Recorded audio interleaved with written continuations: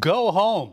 That was the message to protesters turned violent in major cities across America.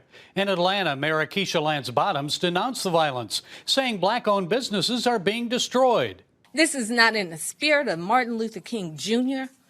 This is chaos. You're being ordered to disperse. National Guard troops were called up in major U.S. cities where protests turned violent over the weekend. Often along with police, they fired tear gas in places like Detroit and even in Oklahoma City. Rubber bullets were also used to disperse crowds. In Washington, D.C., crowds of protesters outside the White House pushed back on barricades, forcing the Secret Service to keep President Trump in a secure area of the mansion for nearly an hour. Some of the protesters set fires, smashed and burned police cars. Others looted stores, carrying away items like jewelry and guitars. Officials say many of the violent people arrested are outsiders, not local protesters, who are using the situation to create chaos in America's cities.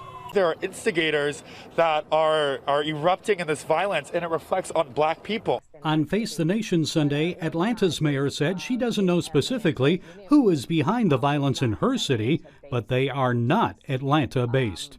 It looked differently racially in our city than our normal protests looked, and it was a different group. So we don't know who they were, but many of them were not locally based, I'll say that. The administration accusing the left-wing Antifa, an anarchist group based in Oregon.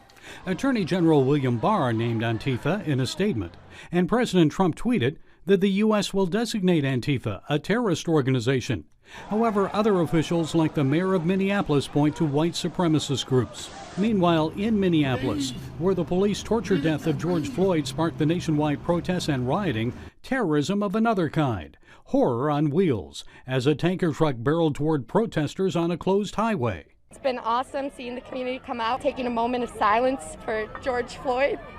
And you just see a semi-truck come barreling through, trying to kill people, and I don't understand.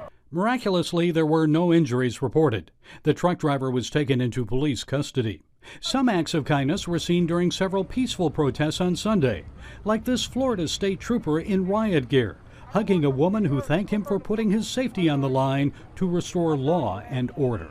Meanwhile, Minnesota Attorney General Keith Ellison has taken over the case against the police officers. One has been charged with third-degree murder, and they're considering charges against the three others. Gary Lane, CBN News.